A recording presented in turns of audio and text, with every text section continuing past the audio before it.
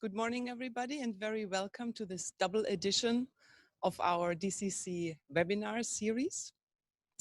We are very happy to host today two internationally renowned experts in the area of semantic interoperability.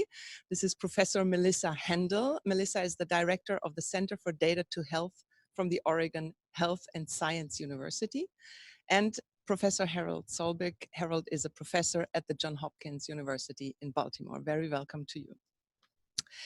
Interoperability of health data is a key requirement for data-driven biomedical research because only the analysis of a large amount of data from patient routine care, but also from other sources, has the potential to drive important changes in medicine, such as more effective prevention, more effective care, but also the discovery of new and innovative, precise or personalized treatments.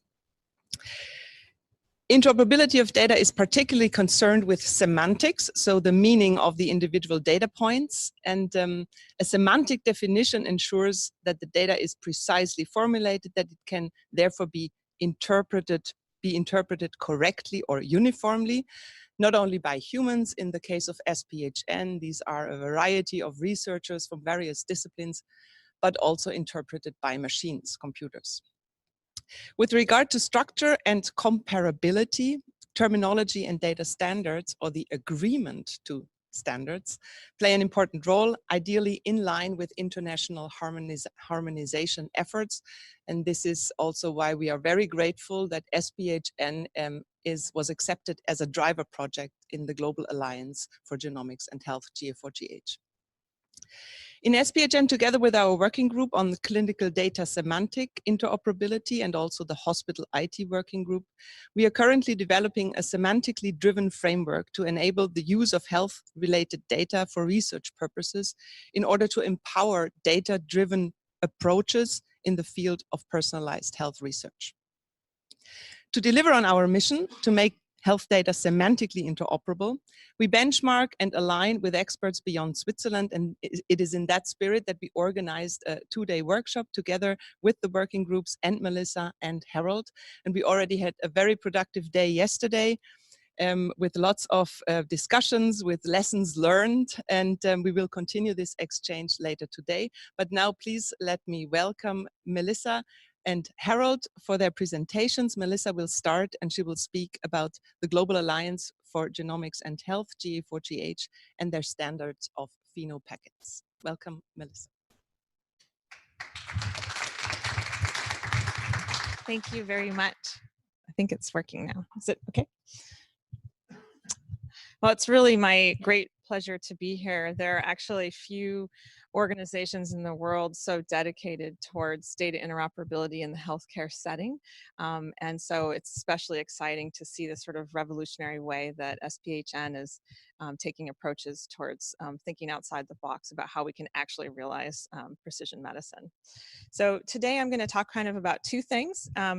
The first is I wanted to give an overview of the Global Alliance for Genomics and Health and hopefully encourage some of you to get involved. And then the second part is really going to be sort of a demonstration from many years of our group's work in the context of global collaborations to sort of demonstrate the power of interoperability in the context of rare disease diagnosis. And hopefully that will inspire for the SPHN and all of you ways that you might apply semantic engineering and interoperability informatics to your own work and your own disease use cases. So with that, let's see. So the Global Alliance for Genomics and Health is about almost 5 years old. It's a global organization that's dedicated to accelerating progress in genomics, science, and human health by developing standards and framing policy for responsible genomic and health-related data sharing around the world. Its mission is that every country in the world should have the ability to share genomic health data and to use each other's genomic health data for the purposes of the health of all people on the planet. No small task. So in order to achieve that, there are a number of different driver projects, and we were very excited to have SPHN added recently as a new driver project. And you can see they come from all over the world. We're aiming to get people involved from all countries. It's a challenge from some countries, but we were making some significant progress. We recently got a lot more participants from Africa, for example. I also, not only do I lead the clinical and phenotypic work stream, which I'll talk about in a minute, but also the project that I'm going to talk about is the Monarch Initiative project, which has been going on for about 10 years, leveraging semantics. And we're a little bit unusual in this spectrum. Many of these projects are delivering large-scale health data sets, like the SPHN hopefully will. But others, like the Monarch Initiative, are delivering other kinds of resources like ontologies and standards and contributing to the technology. So the overall kind of structure is that there are these driver projects like the SPHN and the Monarch Initiative, and there's champions of those, and they participate in work streams.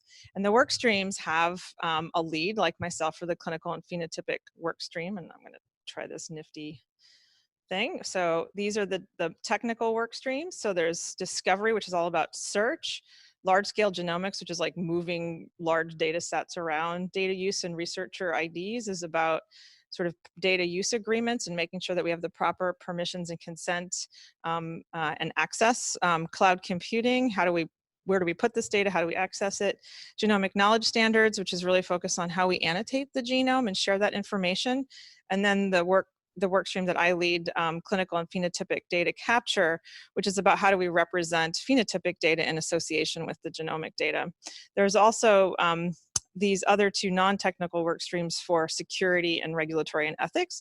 The regulatory and ethics work stream is very interesting because they've created this global policy framework that's been translated in many, many, many different languages that we have this agreement on, sort of the ethics and policies around sharing genomic health data. So that's really quite exciting. And then the different people from the different driver projects or anyone in the community is welcome to participate in any of the work streams. So that's kind of how it's all set up. So if you're interested, we hope that you'll join. Feel free to contact me. So this is just another kind of spectrum of like trying to understand how what the projects are bringing, what the driver projects are really bringing to the program. So at the top we have rare diseases. The Matchmaker Exchange aims to sort of matchmake patients that have an N of 1 around the world so that we can hopefully confirm a diagnosis by finding the second patient. Programs like the Variant Interpretation in Cancer Consortium, the VIC, or UCAN, aim to sort of share large-scale cancer data from UCAN, or the VIC, which is similar to the Monarch Initiative in sharing cancer variant phenotype association information and combining that information from many sources. Basic biology, we have the Human Cell Atlas, Elixir, and many other organizations that kind of bring a more basic biology perspective, and then complex traits like TopMed or autism that have very different use cases. So you can kind of see that these different genomic health use cases hopefully will push the organization as a whole to create a suite of interoperable standards that can function for genomic health in all fields. That's the goal anyway. So core principles of data sharing. So the goal is to enable international data sharing, promote the sharing across the translational continuum. So allowing discovery and drug discovery and mechanism discovery, supporting clinical trials, supporting clinical care, supporting diagnostic labs, and also pharma and other industry development. Encourages technology-enabled federated approaches. So how can we keep the data where it might live so that we can manage the access and security, but bring those analytical methods in using modern kind of cloud-based technologies and containers to the actual data around the world where the data may live. And then promoting interoperability, which is really the part that I focus on, scientific, technical, as well as ethical interoperability, really trying to co-develop standards that work well together, have standardized file formats, bioinformatics, and variant calling protocols that can be shared and benchmarked across the world, and then these consent policies that I mentioned earlier. So this is the sort of strategic roadmap. So each of the work streams comes up with a set of things that they think they can deliver on. And it's entirely largely a volunteer organization. The amount that's been accomplished is rather astounding, actually. It's really has a pretty enormous momentum. And so this is just, I won't go through this list, but these slides will be shared and you can review them later. But there's many different deliverables. I'm going to focus on the top three are the ones that in the work stream that I lead, the clinical and phenotypic data capture, which is phenotype representation, which is the Phenopacket standard. The Phenopackets-FHIR interoperability effort, so really trying to align our ability to share phenotype data with the PHIR standards so that we can interoperate with electronic health records around the world.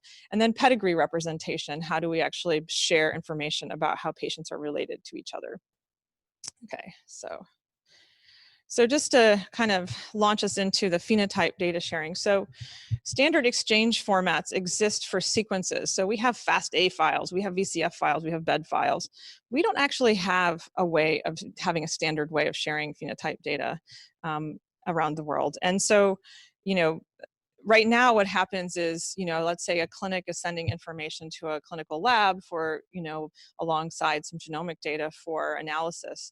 They'll send one of two things for the most part in most parts of the world. They'll send either a one-line candidate diagnosis in free text, or they'll give a dump of some PDF out of the electronic health record that is basically for whatever that clinical lab can do with that, right? And so there's no computability in either of those two choices. And the choices of, how to use a candidate diagnosis or how to leverage the, locked in PDF content of an EHR dump are both really challenging to those clinical labs. So that's one of the primary use cases, is just how do we do something a little bit better than either of those two ineffective choices. So the idea behind Phenopackets is that we would be able to represent things like here over there on the left, we have, let's see, over here, we have a set of phenotypic features, so craniosynostosis, brachydactyly, proptosis, broad thumbs, and for any given patient, you might list as many as 200 different phenotypic features, depending on what sort of characteristics they have if you're trying to support a genomic diagnosis for a rare disease. This also is intended for cancer. So you might ask questions, what are these things that were looked for and were not found, or are these things that were found? What age was there when they were first observed? This is not information that's readily obtainable out of most EHRs. So it's information that's really critical for the interpretation, but we're not getting out of most EHRs. And usually what ends up happening is the clinician has to actually document this information outside the context of the EHR using other clinical genetics tools. And so part of the goal here is to kind of create that interoperability. And so how do we link these phenotypic features in a more structured way and then share that information? So this is what that looks like. So over there on the left, we have a somewhat randomized identifier, but it's unique. We talk about the age of the patient. This whole thing is time-stamped. So the age of the patient at which this was collected. We have links to genomic information that was collected about the patient. And then over there on the right, we can have, it's a very simple structure. We list the phenotypic feature. It has an identifier, its label, information about its severity, information about its onset, and there's a few other fields as well that can be captured. For example, for cancer, if we have a biosample, we might capture information about where the sample tissue was from, the histological diagnosis, the tumor progression information. And you can use a variety of different terminology standards in the context of a Phenopacket. And to date, we have recommendations, but we don't limit to any particular terminology. With the idea being it's the structure of the sharing that's actually important more than this particular terminology. So the key feature is it's very lightweight schema. It's intended to be completely de-identified. So it's as simple as sharing information about a variant on a database. We want to be able to share these Phenopackets openly so that computational people can actually innovate a little bit better with more than just the genomic data. They now have a little bit of information about the characteristics of that patient, so we can start to amass connections between our understanding of genomics and our understanding of the phenotypic outcomes and relationships that we see in relation to genomic variation. As I mentioned, it's terminology agnostic. It has the ability to link to both germline and somatic genomic data. So if we're doing cancer versus rare disease, for example, it can describe both a high-level disease phenotype, such as you might see in OMIM, or granular phenotypic profiles for precision medicine and diagnostics, which I'll talk about in a minute. It can represent a patient, a family, a cohort, or a biosample, or a cancer biopsy. So really intending to kind of work together with the genomic data and a pedigree information. And really focus on these different use cases for clinical labs, case reports, patient registries, and the like. And so this is what that ecosystem kind of looks like. So we have many different types of users. So everything from physicians to organismal biologists, patients, and families can create and use phenopackets that can go to diagnostic screening programs, can be used in clinical trials for cohort identification and stratification, patient registries for tracking phenotypic features over time and sharing that information. A really important one is journals. Right now in journals, a lot of the data that's shared in journals is at summary level, not case level. So we really need individual level variation to understand the relationships between phenotypic features and variation in the genome. But what most people publish when their new disease gene is actually a summary level. So this many patients had X, this many patients had Y, but not patient number one had X and Y. And that's what we really need for the statistics to help the algorithms with the diagnostics. And then finally, using these phenopackets in public databases and registries so that you can do queries that are more interesting than just find me a given variant. So I won't go through all the links, but the schema was approved in October of 2019. There's a reference implementation.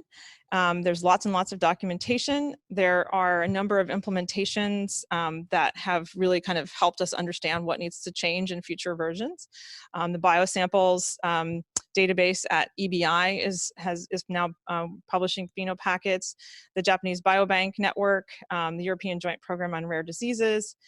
We also are working on helping the European Genome Phenome Archive and the Genome Canada in implementing their phenopackets. And so this might be an idea to experiment with here in SPHN, maybe for a subset of patients or samples, if for your biobanks, to think about, how might you share a little bit more information in the context of GA4GH about the phenotypic features of your patients. So I just wanted to mention really briefly a little bit of the work that's been going on the PHIR interoperability, because Harold will be spending quite a bit of time talking about PHIR in the next talk. So one of our goals is not to just create yet another standard, but really to sort of deeply integrate with existing ongoing work. So there's basically an alignment effort between this very simple Phenopacket schema and PHIR. Which I won't go into detail since Harold will introduce that. But PHIR as a electronic health records exchange standard doesn't currently support all the aspects of what we need for genomic interpretation, which is why most clinical geneticists work outside their EHR in order to create the right data structures to run their analyses and then have to type that back into the EHR after they're done. And so we want to try to ease that sort of cycle of analysis by aligning what is needed for interpretation for genomic health directly in the PHIR standard, so that we can hopefully be able to natively export Phenopacket out of the EHR and then also import Phenopacket back into the EHR. And so that's what we've done a little demo of trying to do this. It's not exactly non-lossy yet, but that's the goal in the long run. And so in this case, what we were able to do is build a little Smart on PHIR application that allowed the creation of a PHIR bundle of information, of phenotype information that we convert to a Phenopacket.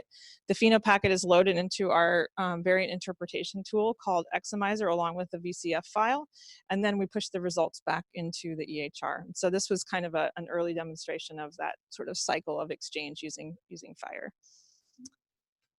Okay, so these are just more lists of examples of things that are trying to evaluate phenopackets and launch the use of phenopackets. We were very excited to see that Japan's biobanking network has launched their phenopackets for all their biosamples. We also have the Phenotypes tool, which is a really nice annotation tool for annotating phenotypes, is now going to import and export phenopackets. And so that's a way of having interoperability as well with the EHR. So if your clinical geneticists are now using that tool a lot for annotating phenotypes outside the EHR, but now they'll have the ability to push data into and out of the EHR that way. Okay, so now I'm going to switch gears and talk a little bit about why all this matters. Why are we going to all this trouble? So she came in, this child, Jessica, had problems with movement and developmental delay. They did all these tests, they couldn't find anything. And so the goal here is like, how can we use all the data that we can bring to bear to help figure out what her diagnosis was and hopefully help provide better care for her.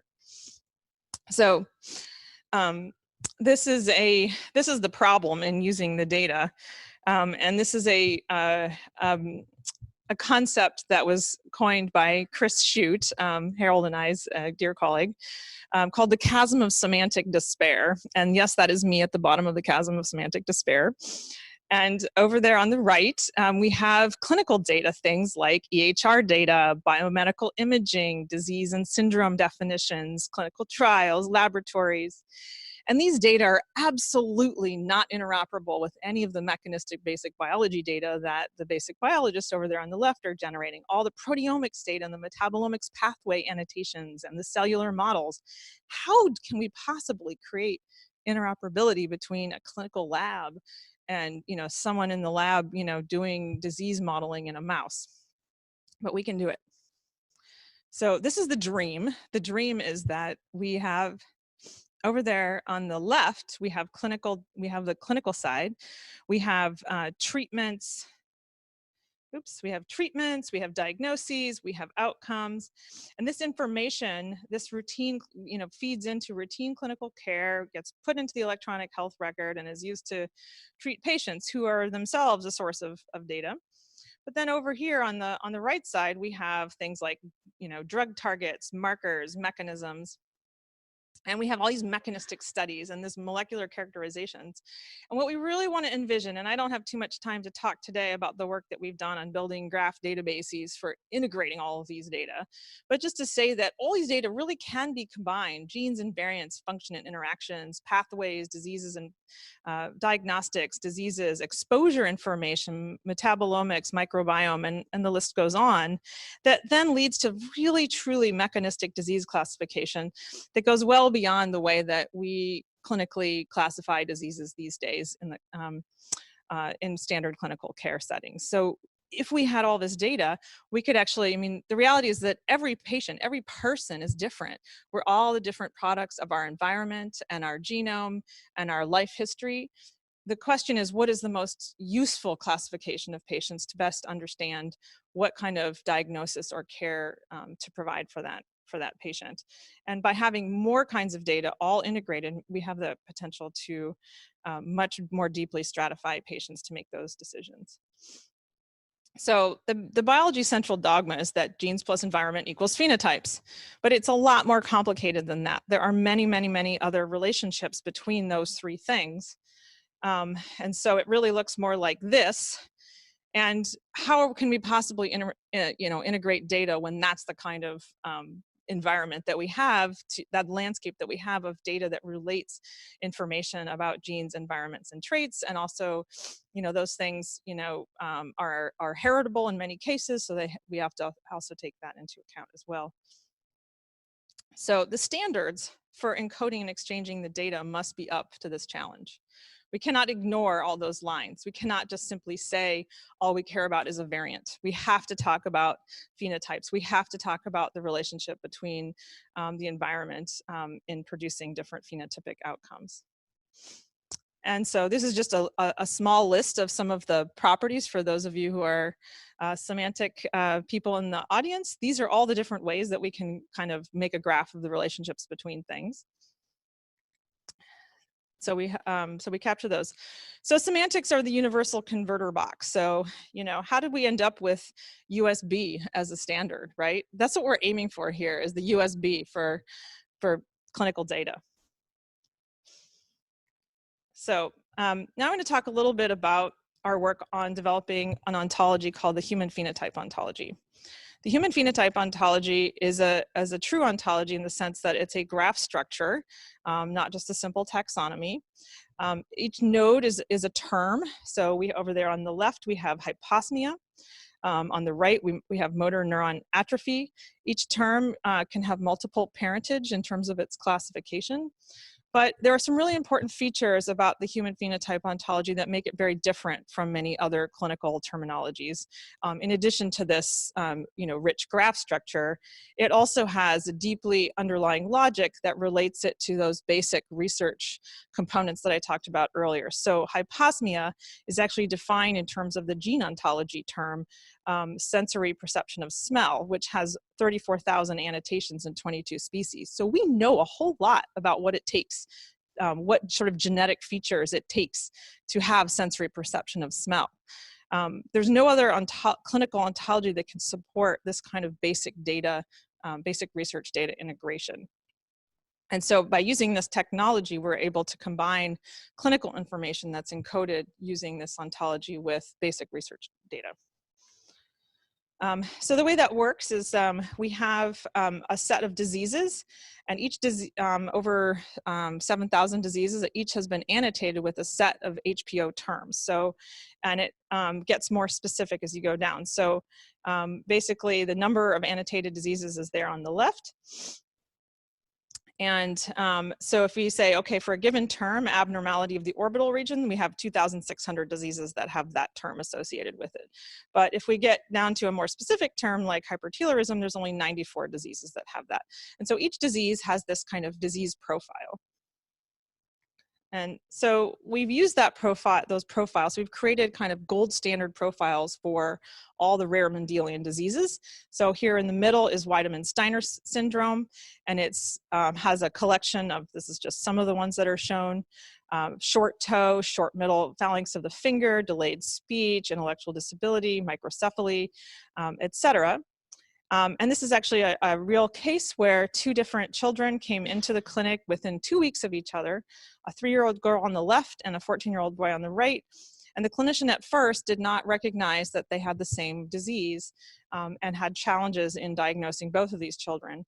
And it wasn't until they encoded the patient's phenotypes with these terms from the ontology that they were able to compare against all of the disease standards that we have to see how well they match. And this algorithm does what we call kind of fuzzy matching. So here, the 3-year-old girl on the left has cone-shaped epiphysis of the phalanx of the hand, which is fuzzily related to the short middle phalanx of the finger. Some of them you see are opposite phenotypes. So here, the 14-year-old boy has a long toe, which is related to short toe. But is an opposite phenotype. And so you can see how not all the features are present, and nor do they match exactly for each of these patients. However, because both of these patients matched best to Wiedemann-Steiner syndrome, they were both diagnosed with Wiedemann-Steiner syndrome. It turned out they had 2 different variants in the same gene. So it's also, and I'm going to talk about this in a minute, gets after the fact of how do we define a rare disease? Is this Wiedemann-Steiner syndrome type 1 and type 2? And that's a big challenge for the community. So I'm going to take a short detour and talk a little bit about some of the work that we've done on extracting phenotype information from LOINC, which is, I think, a really important use case for the SPHN, which is, LOINC is the Logical Observation Identifiers Names and Codes list, which is a standard for representing laboratory tests. And there are around, I think it's actually quite a bit larger number now with a recent addition, more than 86,000 codes. And of course, this varies from country to country in terms of which tests are used. And there's also many local tests that are not necessarily encoded in LOINC, and that's one of the challenges that the globe has. So this is just an example of how multiple LOINC terms for comparable tests exist. So here, there are these are the lab tests, the different LOINC codes, and they're all evaluating nitrite, and they have different measurement types. So one's test strip, one's via an instrument. They have different values that are generated, but they all relate to this term, nitrituria, which means a difference in nitrites in the blood. And so how do we go from these really granular results in LOINC to understanding a phenotypic feature that we can use in the context of these diagnoses? So sort of extracting at a higher level information directly from the electronic health record for use in these types of diagnostic algorithms. And so we've curated a number of LOINC codes and their results. So this is showing over here, this term potassium in the blood would have values of low, normal, or high, and these would be related to hyperkalemia or hypokalemia, depending on the values. And so, and then those would both be related to abnormal blood potassium concentration. And so you can see the little graph here. And so we've been able to use this data set of mappings from LOINC to HPO just as a demonstrator to rediscover asthma biomarkers from lab tests from a large cohort of asthma patients. And we found some interesting new findings as well, specific phenotypic associations that were found with frequent prednisone prescription, for example. And so some of these are now being clinically investigated. So it's also a way of revealing potentially comorbidities or other phenotypic features that may exacerbate a given condition like asthma. Okay, so now on to semantics and diseases. So as I mentioned earlier, one of the big challenges is thinking about how do we actually define a disease? What constitutes a rare disease definition that can be given as a diagnosis? And we have many different disease areas. So I just wanted to mention, well, basically there are many different disease terminologies. The situation is there are 14 competing standards. 14, ridiculous. We have many more than 14 in the clinical domain. We need to develop one universal standard that covers everyone's use cases. Yeah. And soon there are 15 competing standards. So anybody who works in the sort of standards field or terminology field knows how this works. It's like using somebody else's toothbrush. You don't really like exactly what they have, so you build your own. It's much easier to build your own than it is to adapt and extend and evolve an existing standard. However, in the case of diseases, that means that there are 14 different terminology sets for diseases, and that means that there are times 15 sets of mappings. So there are 210 different sets of mappings between these 14 different terminologies. So if I'm going to choose one of those terminologies to use as the basis of my diagnoses for my rare disease patients, I have to deal with 210 sets of mappings to know if it's correct in all those different systems. That's really an impossible task. And I won't go into details here other than to say that my colleague Chris Mungle has developed a really lovely algorithm called KBOOM, which is a Bayesian algorithm for aligning graphs across different terminologies, so we could actually determine better than just one user's kind of manual curation effort in their mapping, a more robust manner of understanding, where are we agreeing and where are we disagreeing across these different 14 ontologies. And it's a generic algorithm, can be used for any graph. But in this case, we've applied it to this sort of madness of disease mapping. So just wanted to mention before we get to the punchline here, that one of the biggest challenges in defining a disease is that everybody is capturing different information about the model of disease. So some organizations like ClinVar capture disease to variant. Some organizations capture disease to gene, like OMIM. Some of them capture disease to phenotype, like I mentioned for the human phenotype ontology. Other ones capture disease to treatments, disease to environment or exposures. And really it's all collectively, they're building a model of disease, but nobody's using the model in total. So in order to create a model of each of those, more than 7,000 diseases, we actually need to combine data from all these different sources. And it turns out when you do that, there's a huge number of inconsistencies. But at the end of the day, it's really, really, really important that that actually works, because For example, if we're diagnosing a rare disease patient, we need to know that it's a given disease because that variant in that disease is associated with a treatment that might save that child's life, whereas other variants that might be curated to a different disease don't have any treatments. And so it's that clinical decision making is so critical of understanding, having deep knowledge about all these features of a disease. And so really in defining disease, so this is really, and I wanted to bring up this example because I think this is one of the big challenges that SPHN has is for all the different kinds of concepts that you're thinking about, what are the real attributes of what you're defining, and do you have agreement within your organization, and do you have agreement with other international groups and standards and data sources? Can you test it that it works? And so this is some work that we've been doing in collaboration with ClinGen, which is, we call the lumping and splitting group, which is basically, how do we define diseases? Do they have distinct molecular mechanisms? Is there an assertion of difference clinically? Is there different clinical management? Do they have distinct phenotypic profiles? What are the variants in the same gene? Are the variants in the same pathway? These kinds of things. And so as part of the outcome of this, we have gone and made another standard, which is basically the use of the K-boom algorithm to align the knowledge from all these different resources, creating a new terminology for rare diseases that we call Mondo for the world. And it's a combination of this Bayesian owl ontology merging, logical and probabilistic inference, and a whole bunch of curation on the top in an iterative fashion.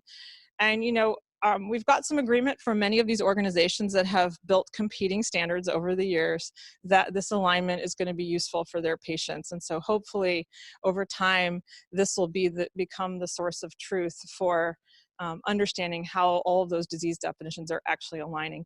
And you might say, okay, well, why do you go to all this trouble? Well, the reality is if you use one of these resources in your diagnostic tool, you might get a different diagnosis in one part of the world than in another using a different tool. It's actually has huge clinical implications for not having alignment of the disease definitions.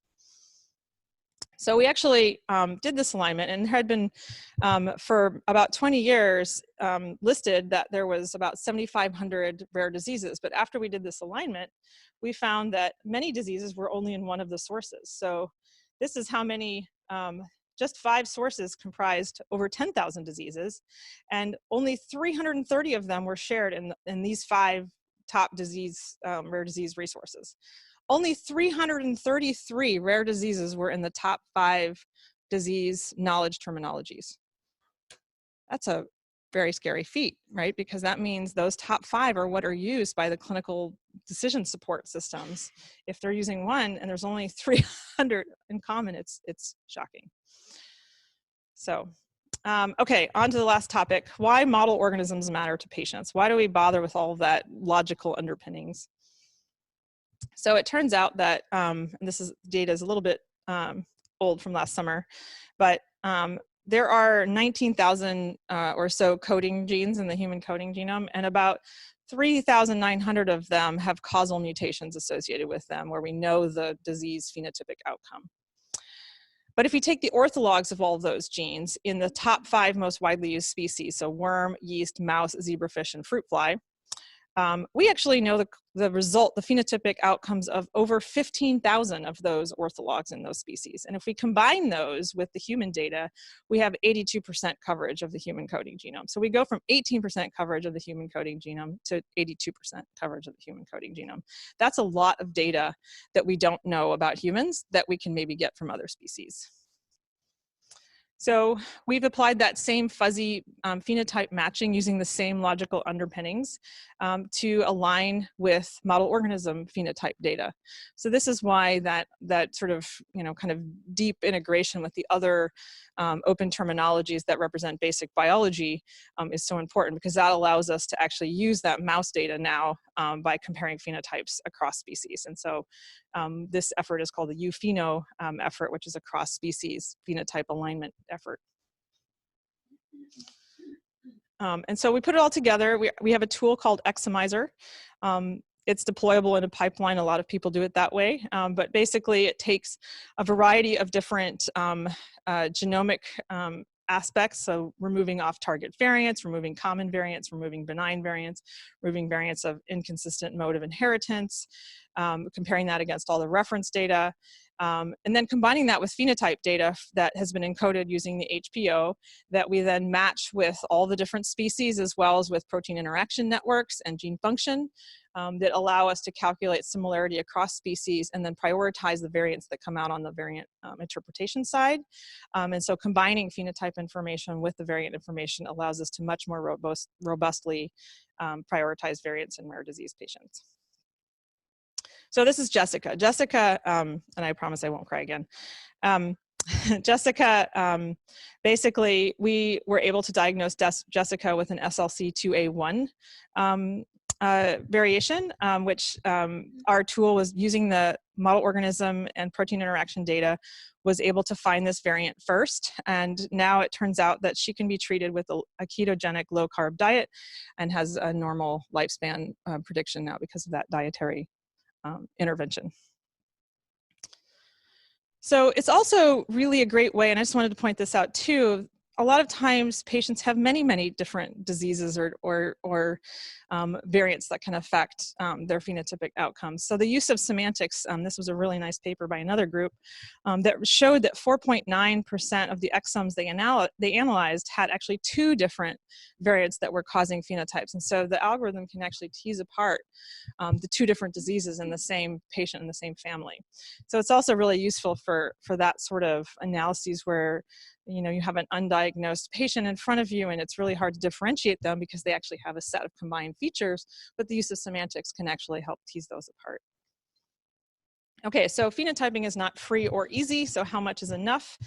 We've been working on algorithms to help clinicians enter more information because the information is not currently entered adequately enough in the EHR, and that's something we'd like to change as part of our work with FHIR. But in the meantime, the algorithms give the clinicians up to 5 stars if they provide enough phenotypic features that it's not just the number, but the actual specificity in comparison with our corpus. So if it's a very unusual phenotype in our corpus, then it would rank highly as a very significant phenotype. Whereas if it's a very common phenotype like intellectual disability, and that's all they've given us, they would only get 1 star for that. And it turns out when you give clinicians a 5-star rating system, they actually give you much better data. Last, patients can and should be empowered to help. So I just wanted to mention this too, because I think one of the great things about the use of semantics in this kind of context is that it can be useful not only for clinical use and for basic science data integration, but also for patient data integration. And so in this case, we were able to translate, not only is the HPO translated into many different languages, including German, but also into layperson ease. So a patient can actually use the phenotypic characterizations within the HPO in their own tools. So for example, we might have hypertelorism is listed as wide set eyes or widely spaced eyes, which is something that a patient can much more readily recognize. And so we've been evaluating this use of information coming directly from the patient because we believe that a lot of phenotypic features are not captured clinically, such as things like snoring or an inconsolable child or a child who doesn't have any tears. Those are not things that you would necessarily observe clinically, but patients are really keenly observant of. So just to conclude this part of the talk, so how can we all help improve rare disease diagnosis and care?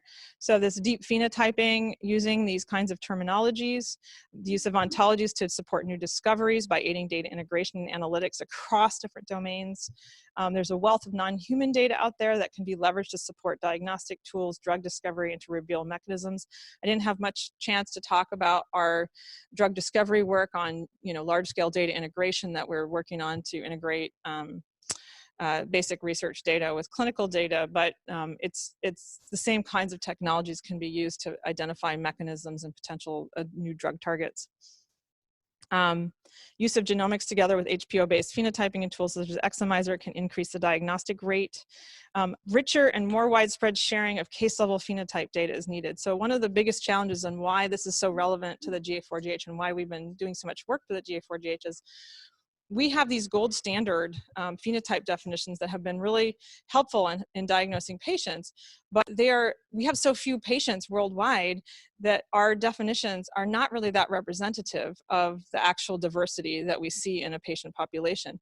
We actually need the case level information from each patient with that rare disease. We want to understand the variation in phenotypic presentation longitudinally from each one of those patients so that we can do more statistical algorithms alongside these semantic similarity algorithms that can help us better diagnose rare disease patients based on the population of rare disease patients for each rare disease rather than our sort of canonical version of that. And so that's where the Phenopackets open sharing of case level phenotype information is so critical. And so finally, there's an urgent need to improve data collection and flow between all stakeholders across the full life cycle of rare disease care, from patients and families through clinicians and hospitalists. And I want to especially thank my co-conspirators, Chris Mungle and Peter Robinson, who have led the Monarch Initiative work with me for the past 10 years. And have also, Peter has really led the development of the Phenopacket standard along with Jules Jacobson at Genomics England. So thanks very much. Hopefully I made good time. Thanks. Just I open the questions to the room here in the audience to see if there are any questions. Also clear. And I'm also checking with my colleague Michael if there are questions online. Yeah, there's one question here.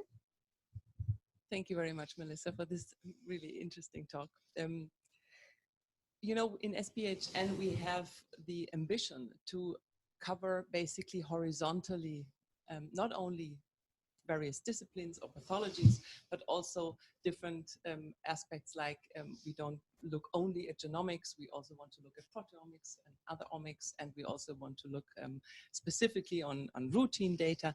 So it's a very horizontal approach, but this also makes it a lot more difficult sometimes than, you know, vertically focusing on one particular aspect. So what would be your advice to us to say, is that really something we can sustainably drive into the future, being as broad as we started off, or should we basically consider having some specific focal areas where we should go rather into the vertical deepness of things?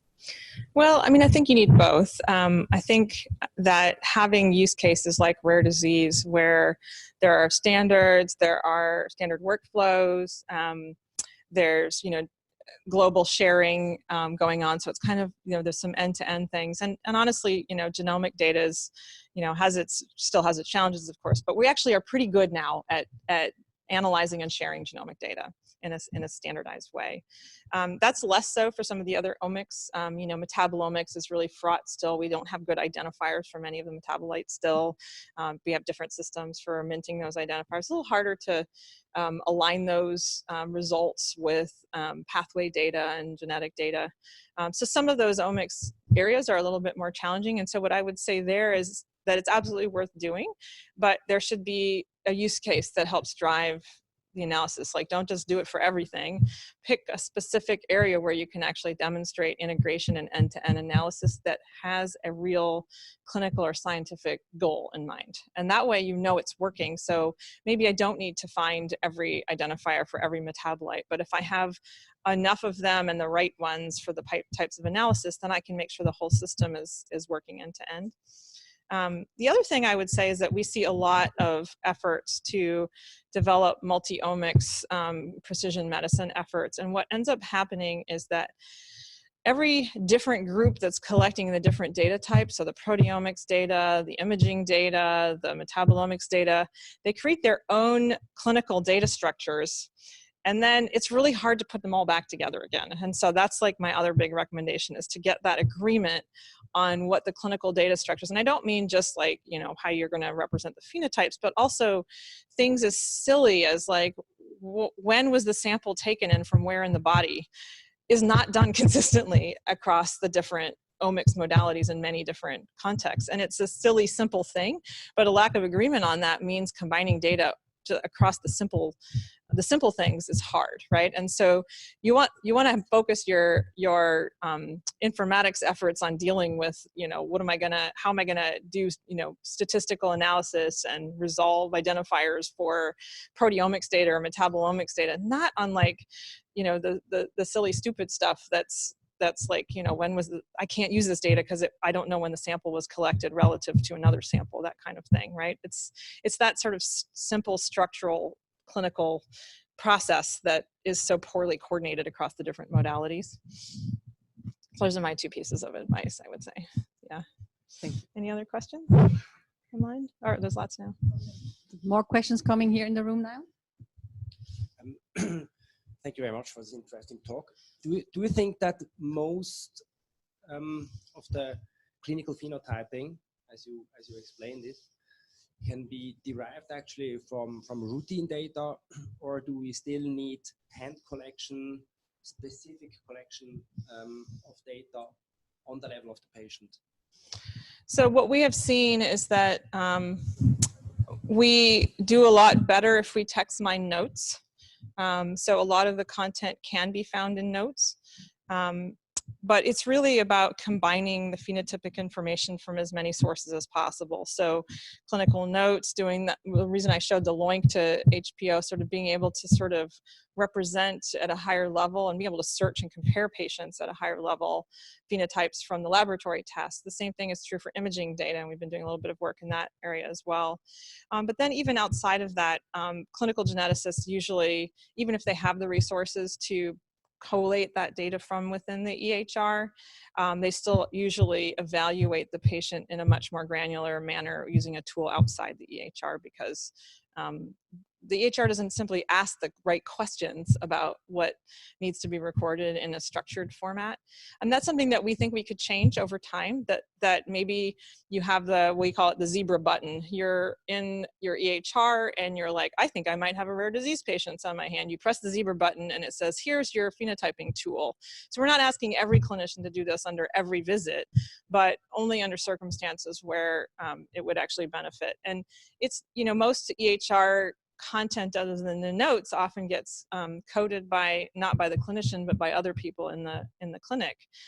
This is actually work that needs to be done by the clinician. So it's expensive, and it should only be done when there's a need for it. So that's kind of the balance of the challenges there. But I think as we get more automated approaches to turn imaging data into data that can be used algorithmically in the same way, and also develop new algorithms that directly utilize the images for these kinds of things in combination, just like the genomic data in combination with these structured phenotypes. We're going to get better at using the EHR data and other kinds of omics data that comes in. So we're in this kind of transition and innovation phase, I would say. But part of the challenge is the EHR itself not having the functionality that we need. Yeah, hopefully I answered your question. Go ahead. There is a question online, but I give the microphone to the audience here first. Thank you. I'm glad to hear about this phenome genome concept in parallel. But the use cases you demonstrated today sound like, to me, that the philosophy behind of this phenome genome concept is still being considered as to consider this genomic variant being the exposure, and the phenotypes are being determined by this genetic variants. But in reality, we really need to consider the environmental interaction with the genomic information in order to really understand the phenotypic determination. So I wonder if you also have been considering how to integrate this factor into this phenome genome concept. Especially, I wonder if that's just because the lifestyle or behavioral factors are not really being routinely collected at the level of clinics, or yeah, so. Yeah, absolutely. It is something that we've been working on that I didn't talk about today. It's still very early days, but we have a We have an ontology that's designed to represent exposures that we're hoping to develop new algorithms that would use that information encoded using that ontology alongside the genomic data and the phenotype data. But the question is then, how do you get the encodings? So we've been doing some work to, there's a lot for exposures, there's a lot of survey data, right? So there's many different kinds of lifestyle and social determinants of health and other kinds of exposure surveys. And so really trying to figure out better ways of structuring those surveys and map them to ontologies so that we can actually create structured data from the surveys about those exposures. But that's not going to be enough because survey data is survey data. So we also need to really think about other kinds of, more real-time kinds of data feeds from wearables and other kinds of things. I have a colleague who has a technology that she's implemented on wristbands that patients wear for like a week, and it can measure exposure to 600 different chemicals. And so that kind of information is much more real data on what the patient's been exposed to. Similarly, there's a lot of really great metabolomics in urine to see, over time to see like what kinds of xenobiotics a person has been exposed to. And so figuring out ways to take those kind of raw data feeds and encode them using ontologies or otherwise use algorithms directly on those data in combination with the phenotype data is kind of where we're trying to go with that. So similar to the phenotype data where we have these different kinds of data modalities like imaging data, for the exposure data, we basically have not much in the EHR, the survey data, and then hopefully these kind of more real data feeds like the metabolomics and the wristband measurements and things like that. So it's really important. It's really hard. Yep. So in the interest of time, I'm reading out the question online. So how can the benefits of structured interoperable data best be communicated to the clinical partners? We often get asked, what do we get out of it when we give you data and clinical interpretation? While this seems quite clear to us, it seems to be hard to understand for Swiss clinicians and pathologists. So that's a very, very good question. It came up yesterday in our discussions. And I think that it's especially important for the use cases for SPHN to really think about that end-to-end or cycle of delivery of these data. So if a user puts something in, they should get something back out. And so, if you do a whole bunch of searches in Google, it starts to know what you're looking for when you search for the next thing, right? So it gets smarter. So those kinds of technologies can help clinicians find the information they're looking for better. There are other kinds of tools that can be, demonstrative of the types of analyses that they might want to do. I mean, at the point of their data entry is the point where they actually want some kind of feedback. So like even that five-star system was so useful because they're like, oh, well, wait a minute. I'm not going to bother giving you 100 terms because how do I know that's any good? I'll just give you one term. But when they actually use the system and get a better evaluation, well, I don't need 100 terms, but I don't need one term. If you give me 10 really good terms, that might actually be useful. And so they know they have a better chance of diagnosing their patient because they've actually done that. So that even just that simple 5-star feedback makes a big difference in sort of having that person entering the data, recognizing the value of having entered that data. And that many kinds of tools can be developed for different contexts. Pathology is a great example where looking at, just being able to show images of samples that are similar to the one that's been annotated, that kind of thing, and saying, sort of users who shop for this, shop for that. These kinds of tools are really useful for clinicians in their clinical decision making and give them the feeling of value for having entered that data. So